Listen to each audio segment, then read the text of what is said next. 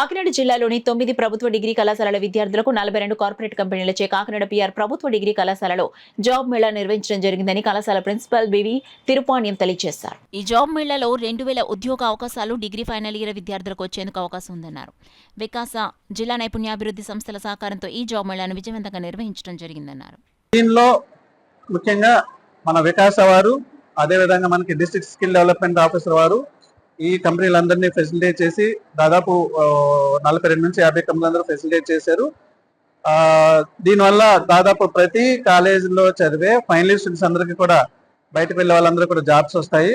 Almost 2000 మంది students అందరూ కూడా ఈ జాబ్స్ కి సెలెక్ట్ అయ్యే అవకాశాలు ఉన్నాయి. ఈ సందర్భంగా మా కమిషనర్ వారికి, అదేవిధంగా డిఎస్డిఓ, వికాస, డిస్ట్రిక్ట్ కలెక్టరేట్ వారందరికీ కూడా ధన్యవాదాలు తెలియజేస్తున్నాం. ఇది ఒక టీం వర్క్ గా చేశామండి. 9 గవర్నమెంట్ డిగ్రీ కాలేజీలు, అదేవిధంగా వాళ్ళ ప్రిన్సిపల్స్ మాతో ఉన్నారు. మనకి మెహర్, అదేవిధంగా మా ప్రభాకర్ గారు, అదేవిధంగా మా టీం చాలా లాస్ట్ 10 days నుంచి కూడా అలబరేట్ వర్క్ చేశాము. మా కన్వీనర్ గారు టీవీ సత్యనారాయణ గారు, అదేవిధంగా డాక్టర్ చక్రవర్తి గారు, మా వైస్ ప్రిన్సిపల్ ఆంజనేయులు గారు, అదేవిధంగా మా హరిరామ్ ప్రసాద్ గారు, వీళ్ళంతా కూడా మంచి టీం వర్క్ చేశారండి. దీనివల్ల ఆల్మోస్ట్ మనకు 1200 మంది స్టూడెంట్స్ ఈ జాబ్ మేళాలో పార్టిసిపేట్ చేసే అవకాశం ఉంది. అందరికీ దాదాపు అందరికి జాబ్స్ వచ్చే అవకాశాలు ఉన్నాయి.